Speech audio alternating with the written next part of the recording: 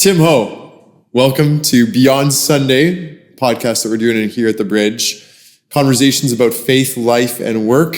So I'm glad you've come and joined us today. Well, thank you for having me. I've been looking forward to this. So you have? You've been looking forward to it? I have, yeah. Wow. That's because you were just telling me that you are generally, this is not something that you do. This is kind of out of your comfort zone. Yeah, exactly. Just looking forward to it. Yeah, I am looking forward to it because I think for that very reason, I think it's an opportunity for me to kind of get out of that comfort zone and also, to have a conversation that I think is important to have. So I'm grateful for the opportunity to kind of talk a little bit more about myself today. Yeah. Okay. You're looking forward to talking about yourself. Yeah. Good, bad, and hopefully not too much ugly. But right. Yeah. Okay. Yeah. So Tim, you and I, we've known each other for 8 years now. You were the chair of the board actually at the Bridge when I started here. Yeah. First, I got, I think you were actually the one who called me and told me that the church had kind of voted to extend the invitation to me to be the pastor. I had the pleasure of giving you the good news. Good news? Yeah. Well, you told me that there was at least one person who voted no. I think it was only one. I think so too. And that one person has revealed themselves. I don't know if you know that. No, I had no idea. You don't know that? No, I had no idea. So no, that's true. Yeah. Okay. So they in one of these podcasts actually. Interesting. Little Easter egg there for other. I don't know if that's the correct use of that term. For the other podcasts there. Okay. Yeah. So it wasn't me then. I do know it wasn't you. Yes. That's good. Yeah. And me and you have bonded, of course, over our love for the Blue Bombers, the Winnipeg Blue Bombers football team from our hometown. Exactly. Although I have to say, I watched the game recently. I was like, I don't care anymore. This team, after losing the Grey Cup 3 years in a row, it's just hard for me to care. Yeah, that's been a bit of a downer, but we'll see how they do this year. Yeah. So we usually, I'm guessing we're going to have like 4 listeners and maybe one of those will care about the CFL. So that last 30 seconds will be lost on 75% of our listenership, but at least there will be that one person. One person will can get us. Anyways, So one of the things we talk about with this podcast is work and how faith has been integrated with that. And I know that's been like sometimes we come into conversation from a number of ways, but I know that's been a huge thing for you is figuring out calling and identity and the Lord's work and all of that. Maybe would you be up for sharing some of that? I mean, just maybe really quickly, we don't have time to go into depth, but give us the quick roadmap. Yeah. So I find typically when people ask me, what do you do for a living and what did you do before what you did now? It's usually I warn them and I tell them it's a long story. Yeah. And I've had the opportunity, I think, to share with a few people over the years. And I guess the main essence of the story, to keep it short, is that my testimony is very closely tied to my pursuit of a career. Yeah. I think looking back, there are a lot of elements that I now have become aware of over the last, I would say, 15 years that I was completely oblivious to early on. And I think in that way, I think the idea that this was a big part of my testimony was actually a fairly recent thing. And I think a lot of that is because I pursued a career, especially early on, much like a lot of people do, which is seeking it as a source of fulfillment, a sense of purpose, a sense of meaning in my life, and just kind of packaging that up in this idea of pursuing a career that allows me to pursue something I love every day, pursuing my passion. And not that there's anything wrong with that, but I think along the way, when you put all of your eggs in that basket, you're basically signing up for a big roller coaster ride. Because you hit the highest of highs when you succeed. Yeah. And then you hit the lowest of lows when you fail. Yeah. And that roller coaster ride really kind of was a mirror of how my journey with God kind of materialized. And so I learned. Can I just jump in there? Would you use the word idolatry? I would. I think in a lot of ways, when you put that much focus on one thing, in this case, a career or a job, as a source of all those things that we're all looking for, inevitably you're making an idol out of it. Yeah. And I think, in a lot of ways, you've spoken about idolatry a lot, Greg. And I do think looking back on how I pursued my career, that it was an idol because as you've often said, when you put something in place of God and you put that type of emphasis on it and you have that burden of expectation placed on something that simply can't bear the weight of that, inevitably you're going to be disappointed. Yeah. You're going to be crushed over time. So it has been a big journey, and yet God's been faithful, and people have, yourself included, been wonderful in walking with me throughout that journey, because as I've had those successes and failures, it's been a very good way for me to kind of understand who God is, what I realistically thought of God and who he was, and then ultimately understanding the truth of who he is and what his role is in my life and what my role should be in that relationship I have with him. And so, again, I'm grateful. It's one of those things, you hear people say, I wouldn't trade it for anything, but certainly in those moments where it's been tough, I definitely was hoping for some sort of, escape from some of those challenges. But looking back, I wouldn't trade it for anything, simply because of what I've learned and how it's helped me develop my faith. Yeah. Yeah. Okay. So where have you landed now in terms of your work and calling and so on? Well, I think in a lot of ways, as I mentioned, God's been really good to me, because in spite of all of the challenges and all of the ups and downs and, circling back, getting new education to try to kind of figure out where I was going, ultimately I ended up, I think, in a place that, many people would say is a reflection of doing something I'm passionate about on a daily basis.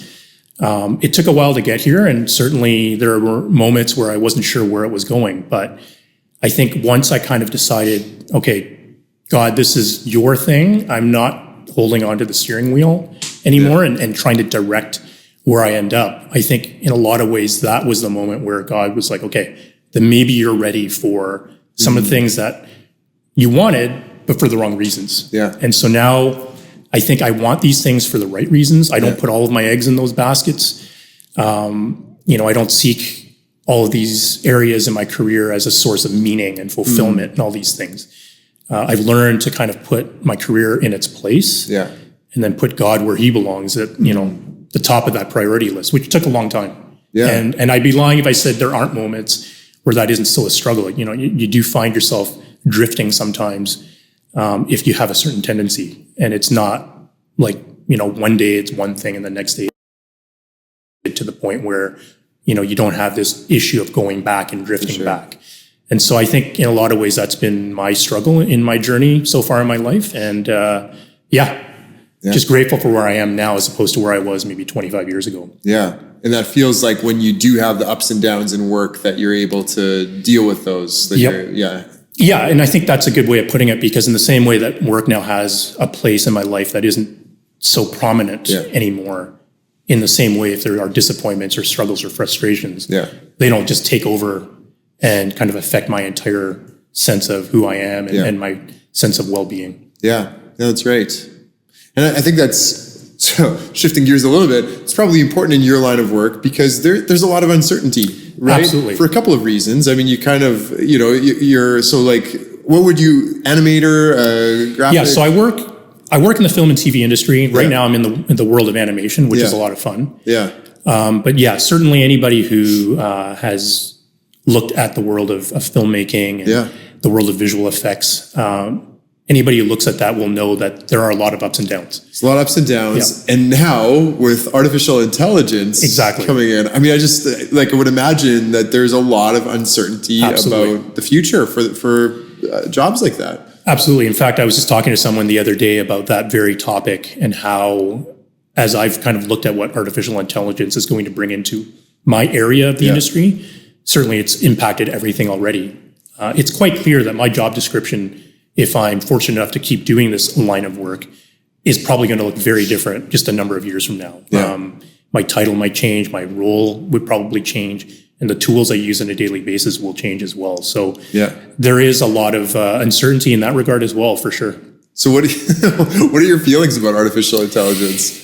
Yeah, it's interesting because I think if we look at it sort of globally, I have a feeling that a lot of people in the world of art, and filmmaking is an art, probably look at it in one of two ways. One is that it's threatening my career and it's something to be fought, and we can't allow it to get into our world because it's going to take away all of our jobs.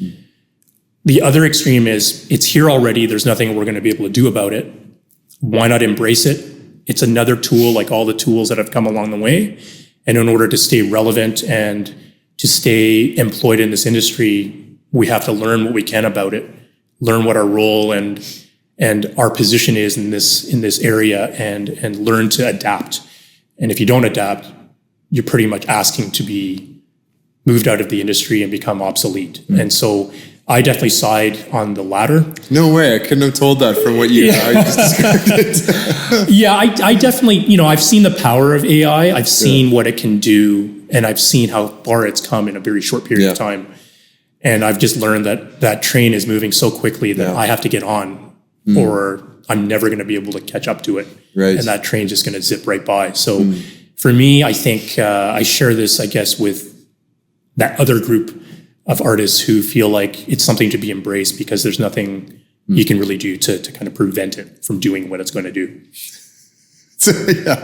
I mean, I probably would be more the guy fighting. Okay. If I were in your Which is understandable. Yeah. And this is why, like, sometimes I ask these questions, I have no idea what the person's going to say, right? Yeah. So, Tim, you and I, we're like totally, no, we're not totally opposite ends of the spectrum. Yeah. No, I have a lot of hesitancies about it. And I think you're right. There is a certain inevitability about it to some extent. But, oh, man, I think it's going to have a fairly negative impact in maybe ways that people haven't fully grasped yet. But yeah, I think if you look at the big picture, I can't disagree with that. And I think I've heard plenty of experts in the field who've been part of actually developing AI who have that same opinion. Yeah. Throwing out cautions and saying, hey, don't let this take over everything because you don't know what you're potentially getting into. Yeah, that's right. Yeah. For me, from because I've kind of read some of like the doomsday stuff too, like not just like, oh, artificial intelligence is going to take our jobs, but it's going to like, end of the world types of things. Sure. And I think as a Christian there, I just go, well, I've got hope because I know that God's holding the history in his hands. Nothing's going to happen that's outside of his scope. Yeah. I'm not worried about that, but it does feel like there's a seismic shift kind of happening, and your industry is one of those. There are a number that are kind of feeling maybe the early tremors of that. For sure. Yeah. It's already made a massive impact, and it's always talked about on a daily basis, no matter what part of that industry you're in. So just the number of people talking about it is an indication, I think, of just how much it's dramatically shifted everything. Yeah, that's right. Yeah, it's everywhere. So another change of direction here. We've kind of talked about your faith and work and everything like that. Tell me a little bit about how you came to faith in Jesus and what that journey's been like. Yeah. So for me, I am very fortunate in that both my parents are strong believers, and I'm an only child. So they were very involved in our home church back in Winnipeg, where I grew up. And so growing up, I was pretty much aware of all aspects of church life. In some ways, I was almost like a pastor's kid because of how involved my parents were. And I think in addition to that, all of my immediate family members, except for maybe 5%, were also strong believers. So whether I hung out with aunts, uncles, cousins, grandparents on both sides, inevitably, church would be part of the conversation, faith would be part of the conversation. And so for me, a life without church, without Christian faith, was something that I couldn't really fathom growing up. So I was baptized when I was 17 as I graduated from high school. But what I probably, looking back, had no idea about is what my own faith journey was going to look like, or what my own faith was going to look like. And I've already shed some light on part of that with my career pursuits and that whole journey. But I think once I left home and went off to university, that's when really things started for me. The idea of who is God, why is he important to me, why should I bother following him? Yeah. Why is he even? I think all of those questions kind of hit me pretty hard as soon as I was away from that shelter that my parents and my family had given me at home. And so I think a lot of that journey from that point forward was about these questions. I never got to the point where I completely walked away from my faith or had a crisis of faith to the point where I walked away from church. But I did have a lot of questions that I think a lot of people do deal with who don't grow up in a Christian home or grow up in the church. And I think having that series of challenges with my career pursuits only added to that. Yeah. In a way, I kind of had to figure out, how does God fit into my life? And ultimately, the answer I came to is actually, how does everything else I do fit into what God wants in my life? Right. Yeah. And that's an important shift. Absolutely. And I think that shift took a while. I think a big part of my journey that I'm always grateful for is God always put somebody in my life that I could lean on, that I could talk to, who could come alongside me no matter what struggles I was having. I was quite involved in a campus ministry when I was in university for the first time, and I had a few mentors there who were amazing people.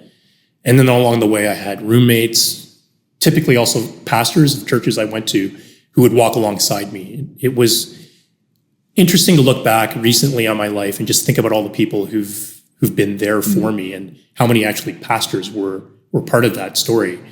And so, yeah, there's always been somebody there for me, yourself included. That got in there. Absolutely. Yeah. You've been important, Craig. So definitely want to give you credit for that as well. But yeah, God's been great. He's made sure that when I've really wavered or when I've really had questions, doubts, concerns, that person or that group of individuals have been there for me. Yeah. And then I haven't mentioned her yet, but I should. My wife, Kristen, and sounding like an Academy Awards acceptance speech. Yeah, it is kind of sounding like practicing, right? Point. When you get like best animator of the year. I don't even know if that's a thing, but yeah, if that happens, it won't be me winning that, but it'll be somebody else probably getting that award. But it sounds like you've got this is an acceptance speech, you know. But you're right. You're right. Pastors. I didn't think of it that way, but that's a good point. That's kind of what yeah. The pastors came in ahead of Kristen. Yes, exactly. This is trouble, man. Well, if she listens to this or watches this, yeah. What are the chances she's going to listen? I don't know if she'll get this far, but she'll probably start listening to it. She's not going to get this far. Yeah. 2 minutes in, it's not it's kind of not worth it. Yeah. I know the rest of the story. Yeah. So I might be safe there. But yeah, I can't thank God enough for putting my wife in my life as well, because she's actually been on a lot of that journey that I talked about earlier. And she's been there for the highs and wives, right? Yeah. They get dragged along with all our existential crises and everything. Yeah. And they're always there when you need to bounce ideas off or, talk about the struggles and the challenges that you're having. And certainly Kristen's been there for me in that regard. So again, I think the easy answer would be to say I grew up in the church, I grew up in a Christian home, and I've been a Christian ever since. Yeah. But I think realistically, as I look at what my life has been so far, in some respects, I feel like I only became a Christian maybe 15, 20 years ago, because in a lot of respects, the things that we've just talked about didn't really come into play. Yeah. And didn't come into, this shift in my understanding of my faith until that period of time. Yeah. No, that makes sense. I think it's never quite as linear as that, right? Whenever somebody just goes, well, I was born in a Christian home and I've always believed. I'm like, come on. Yeah. There's more to the story than that. There's always more to the story, for sure. There's ups and downs. And for you, I know a big part of it for you as well, in all of this has been stepping into various, roles. We said it right at the beginning. You're doing this because it's getting you out of your comfort zone a little bit. When I came, you were serving in a pretty prominent leadership position here at the Bridge, which was also something that was out of your comfort zone when you came into it, right? And I know in the end, it was something that really opened up some awareness of giftedness in you, and it was just I don't know. Tell me what that meant to you to be in the serving in that kind of role. Yeah, for sure. I think the Bridge in particular has played a major role in what I described about that 15-year period where I've had this shift. And the main reason for that is, we came here, we were embraced like most people are. We have a very similar story to a lot of people that, I've spoken with, I'm sure you've spoken with, who they walk through the doors, they're embraced by people, and all of a sudden they become a part of a family. And that's what happened to us when we moved to the Vancouver area, almost exactly 15 years ago now. And after a few years, as I was trying to sort out what does my career look like in Vancouver, I was only working part-time at the time. I had some freelance jobs here and there that took advantage of my skills. But as I was hoping and looking for more of that, some of the leaders at this church basically said, you know what, if you've got time on your hands, we can certainly use some volunteer support. And so I got the opportunity to get involved in a number of areas. One of the favorite areas that I was involved in at the time was with the youth ministry. we had a lot of very strong teens and young adults who had grown up in this church primarily. And so I knew all of them just through their parents. But the youth pastor we had at the time invited me to kind of help out with this ministry. And I always tell those youth and young adults that they did more for me than I ever did for them.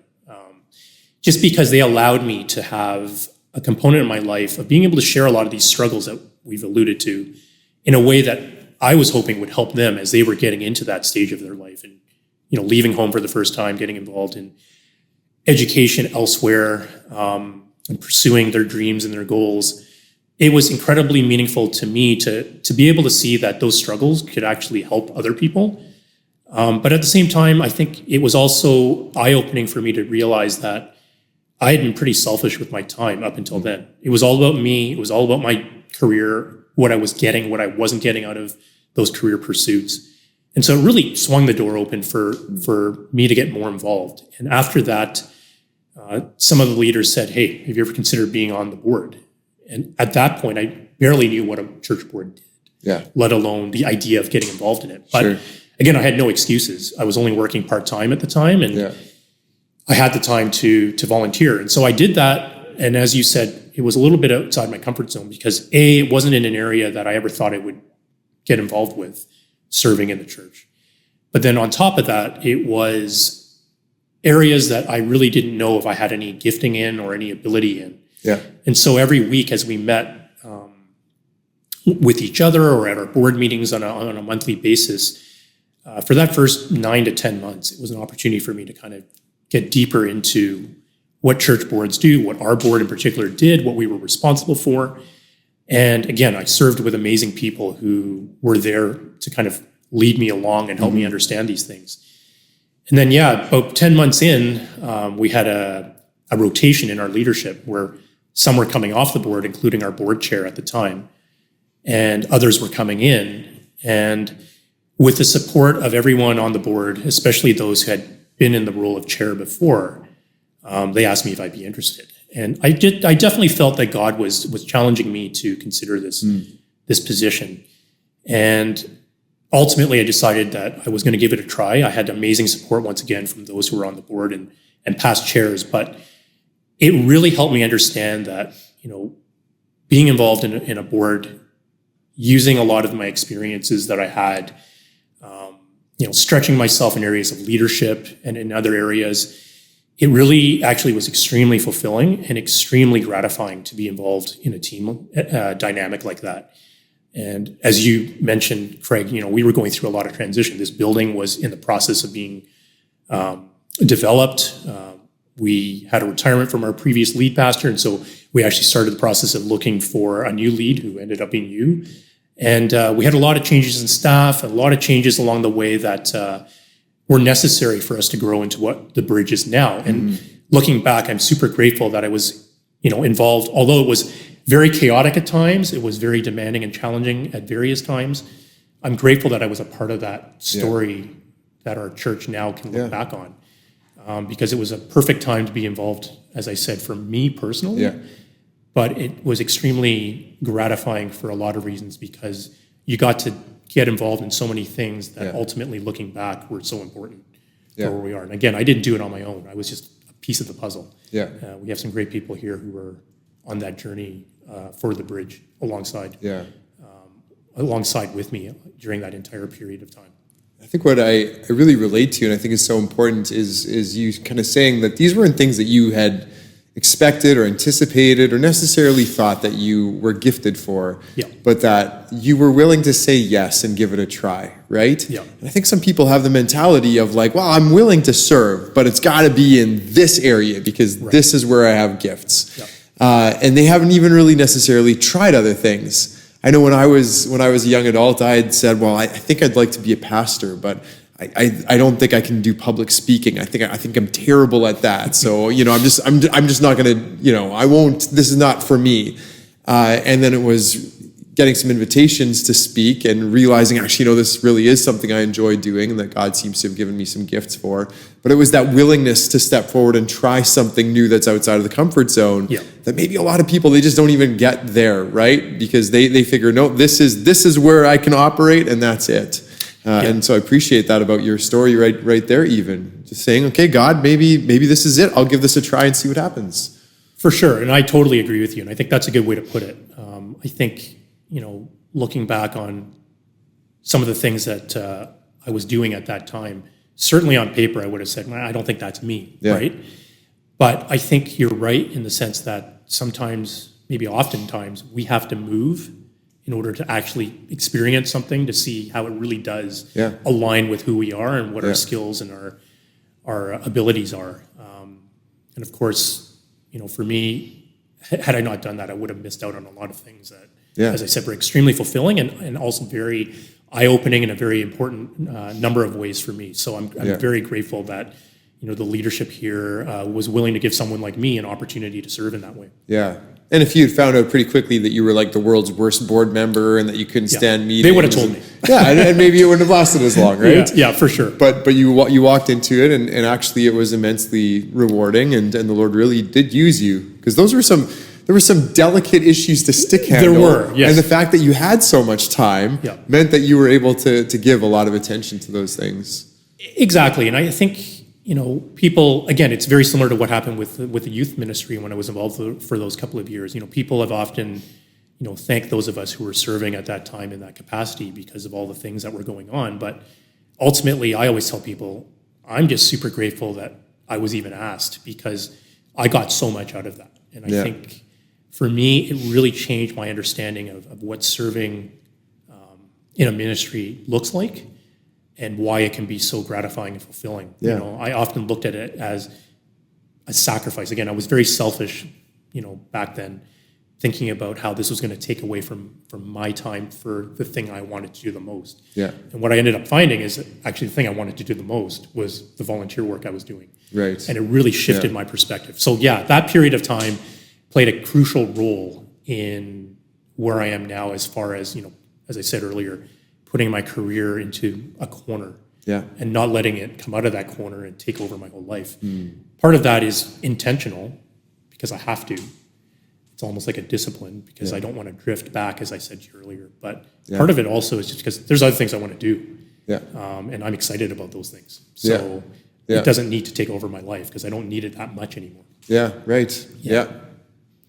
then I think also, and we haven't really talked about this yet, but I remember we went for a walk when the church, the building had opened up. You were no longer on the board, and you're kind of looking around, and you're like, man, like I don't know anybody here anymore, right? Like everybody's so new, and hey, there's something exciting about this, but I've been around for a while, and I don't really know what's going on.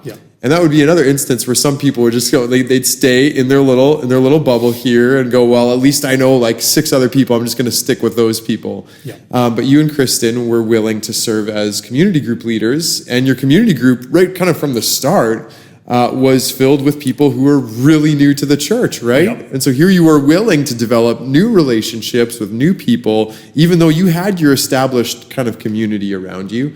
And that, I think, has been richly rewarding as well. Absolutely. So, we have, I think we're entering year 5 now of our community group, and it's, again, been very, very rewarding.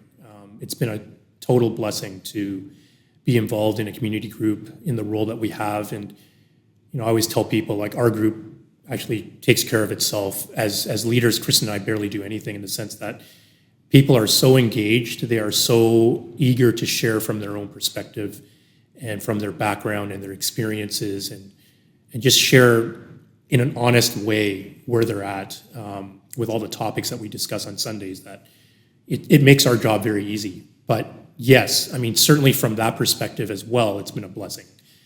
Chris and I realized very quickly, as many did when the doors here of our building opened, that our congregation was shifting every week. We were getting new people in.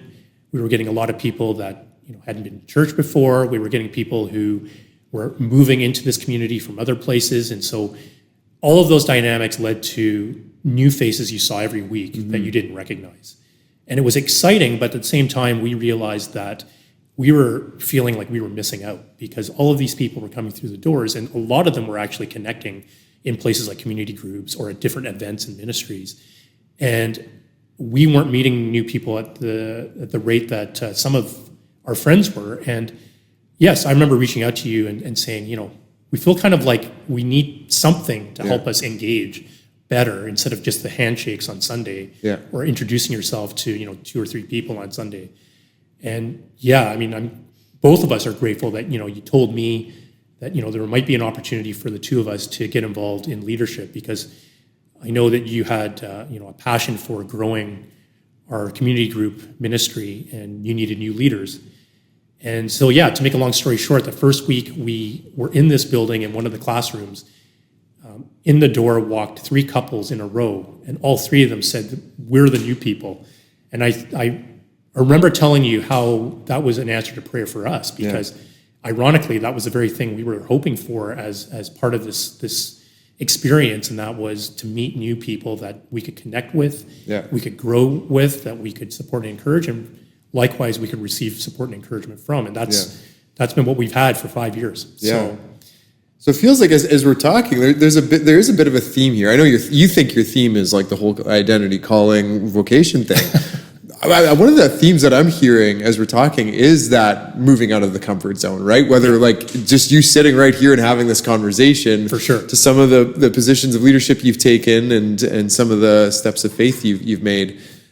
It's a struggle for some people, right? Where you just kind of stay within what you know and is familiar to you. So, what would you say? Somebody maybe is listening to this and they go, I want to do that, but man, I have a really hard time, right? Like it's so hard for me to take that step. What would you say? Yeah, I would say I understand that, because, as an example, I would consider myself to be a very introverted person. And yet a lot of the things that I've been challenged to get out of that comfort zone with are things that require me to be in front of people, or require me to, put myself out there a little bit more.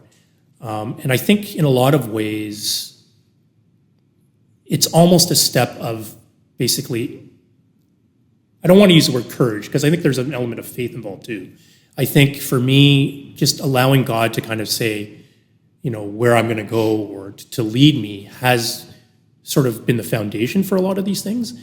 I think if I didn't really believe in what we do here at the Bridge, or if God hadn't helped me in my faith journey to the point where I started to take on some of these roles, I probably would have been more inclined to just stay where I was comfortable. And so I think that's really been helpful. And so I would say to anybody who maybe has that same struggle, I totally understand that, especially in roles where you have to kind of shift a little bit away from your natural tendencies.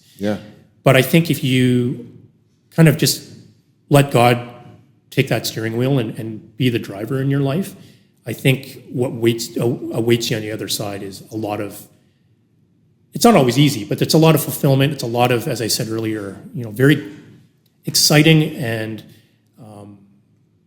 encouraging opportunities that you could end up getting involved in, whether it's a certain ministry, a certain relationship with somebody who maybe needs someone like you in their life, or any number of things. I think as soon as you step over that threshold, I think if it's what God wants you to do, it's going to all make sense at that point, and it's going to also change you in a similar way, and bring a lot of maybe the things that you're not totally sure of in terms of who you are, or why God made you the way He did.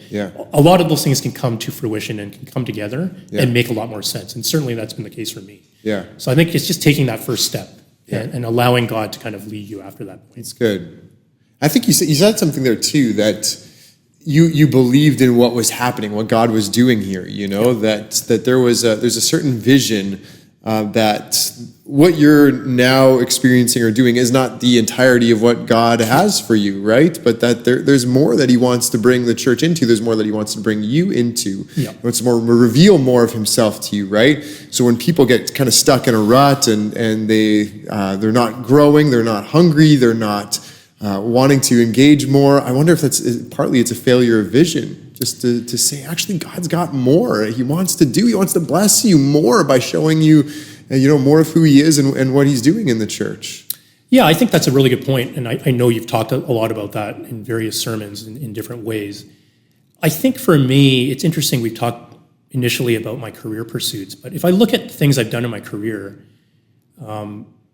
just objectively, I realize one of the main drivers for me has always been not wanting to just get stuck, right?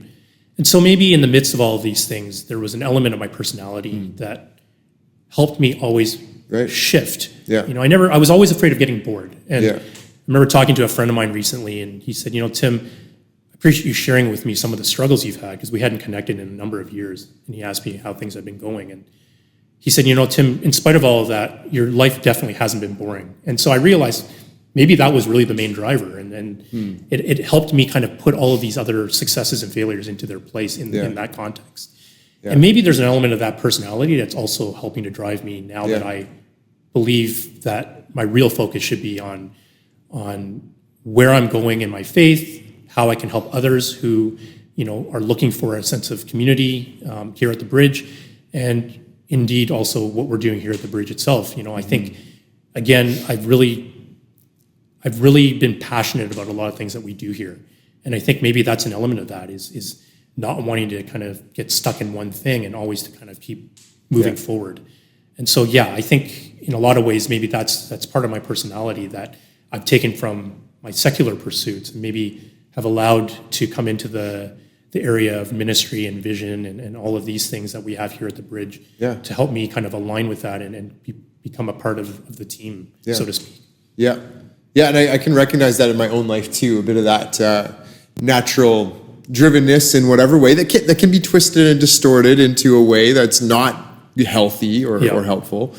But that God is able to use these parts of our personalities that have come about through experiences or natural just predispositions or whatever, but he's able to use those. For sure. I'm grateful for that. Yeah. Yeah. What are you excited about right now? What's got you passionate? We just talked about the community group. So we're in a season right now where we're having a little bit of a reset, so to speak. We've had a number of changes to the members of our group, and some have moved away, some are coming in, and I'm very excited about that. So I'm excited to be on the journey that seems to be very interesting each year when we kick things off in September. Yeah. And this is a great plug for community groups. If they're people who come to church or maybe just even watch the live stream, man, you're missing out if that's all you've got going on, because being part of a community group is the best way to develop real community. Absolutely. I recognize now I've used the word journey many times in this interview, and I think it's a great way to kind of describe what you're getting involved in when you join a community group, because everyone is moving along this thing called life. And by the way, we should maybe clarify, community groups would be groups of 5 to 15 people studying the Bible together on a kind of regular basis, praying together. This is kind of like, these are the people you're probably going to be closest to in the church, right? Exactly. Those you're meeting with on a regular basis. Yeah. Exactly. We're moving through life in parallel almost, but we have these connection points, and we get to basically compare notes as to how our lives are going. And as we focus on the topics that you and others who are preaching on Sunday bring forward, it allows us to delve into those topics in a deeper way and together. And oftentimes what ends up happening is that these people, some of whom you've never met before, come together and into your life and start sharing from their perspective or from their experience what this is saying to them or what God is teaching them through that. Yeah. You find that those relationships start to get more and more intimate. You get to know people better. You start to open up more and become more vulnerable. A lot of the challenges that people are going through become things that you pray for them about. Mm-hmm. And then when you have a challenge, you can bring that forth and know that you've got a group of people who are going to be praying for you throughout that week before you meet them again. And without that, I would find, and certainly I think Kristen would say the same thing, I would find that would be a very difficult way to live. We can't do life on our own. We need people in our lives to pray for us and to support us, but by the same token, we want to have people in our lives who we can love, we can support, we can pray for, and we can come alongside when they're in that position where they're in need. Yeah. And a community group, a small group, is a great way to be able to do that, I think. Because in a church that's growing, like our church has, it's easier for someone who is maybe going through something difficult. If they're not connected to a community group, it's tough for them to experience that care, right? Whereas, I think that pastoral care happens maybe first and foremost in the community group in a lot of cases, right? Absolutely. If someone's connected in with something like that, that's the people who are especially going to be doing the meal trains and helping with childcare and whatever else. Exactly. And I think in a lot of ways, it's too much pressure on a Sunday morning to expect to be able to connect in that way. And that's why I think community groups are great, because they take what we do on Sunday and they basically immerse you in it. Yeah. And I think a lot of people who are part of these communities find that over time, they're touching base with people regardless of whether they've met, on that evening of that week or on that afternoon on the weekend. They don't just rely on those moments. Yeah. And those relationships grow in such a way that you're in touch with them by text, or Yeah. you can reach out and ask people for prayer because all of a sudden something's going on that day that you didn't get to mention because it hadn't happened yet. Yeah. A few days before when you did meet up with them. And so it becomes almost this continuous, consistent process of engagement with people that are genuinely there to be with you and support you. That's right. So, again, I never know where these conversations are going, but seriously, if anyone's watching this, for people who are watching this, if you're not in a community group, get into a community group. Yeah, it's highly recommended.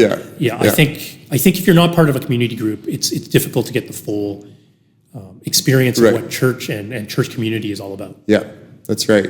Okay, so that you're passionate about that. That's awesome. Definitely. Yeah. If I can add one more plug, Yeah.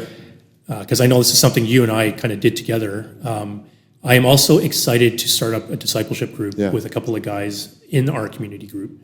Very excited about that. And I'm excited because I know what it did for me to be involved in that with you and a couple of our friends. And, I think anytime people have asked me about discipleship groups, which is, how would you describe it, Craig? A more intense look at your faith and the idea of discipleship. Community groups, you might come and go a little bit. There's not usually an expectation that you're going to be doing homework ahead of time. Right. Discipleship group raises the bar, right? Absolutely. There's more accountability, there's more sharing, commitment. there's more work ahead of time, more commitment. For sure. Group of 3 or 4 people, usually of the same sex, and they're coming together, and it's a brotherhood with men. Absolutely. I assume it's a sisterhood with women. I don't really know, but probably.